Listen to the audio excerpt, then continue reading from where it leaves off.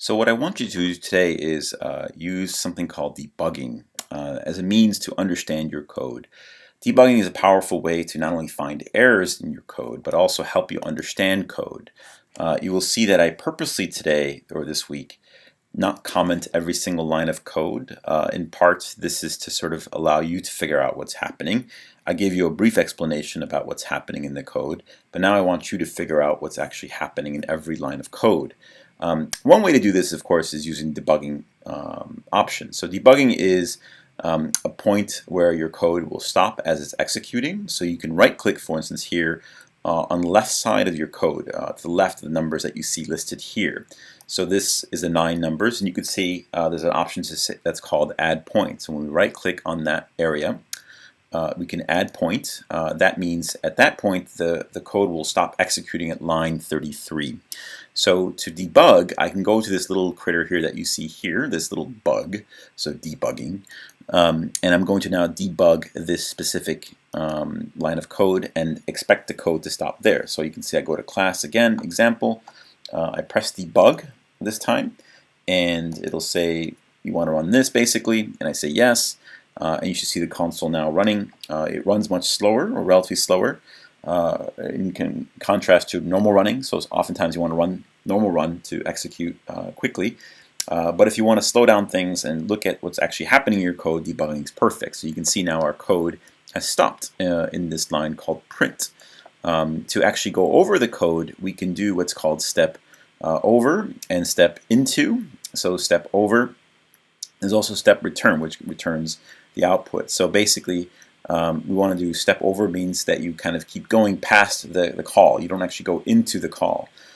So we want to step over things like print statements because we know what all it's going to do is print.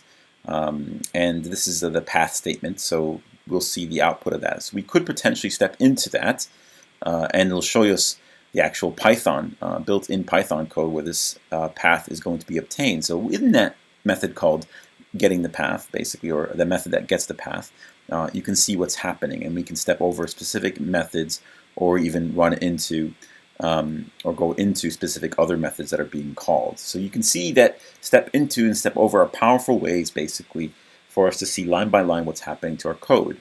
Another way you can see is actually the variables pane. You can see here we have a pane that shows us the variables that are being created. So we can see the n, for instance, which is 500, the pn, which is the pathway.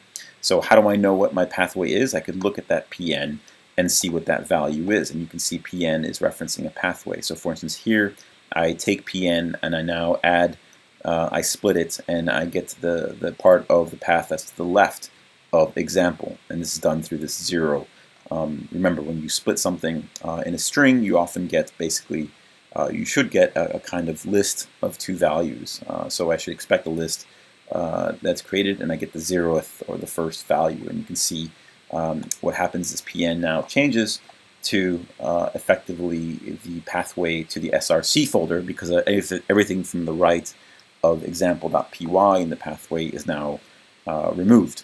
And then to create pathway, the variable pathway, I join it to the named entity merge.csv file. So now I get a pathway that should be, as you can see here, basically named entity.merged added to the pathway from before. And then I create a returns list, and then other things happen. So basically what I want you to do is practice using the step into and step over command. You can try the step return as well, which returns the full output. That just gets you to the very end of the actual method. And so we could do that if you wanted to. But in this case, I would rather have you try mostly step into and step over as a practice to see how to use debugging. And then I want you to add comments to your code, just like you see in the code here. So practice the hashtag comments and the quotation or triple quote, I guess, whatever it's called, quotation style comments, which are the longer kind of comments like you see here. And you could also add the return statements and param statements, such as the ones that you see here in the print result method. So add those kinds of comments to your code, and that's what I want you to do for this week.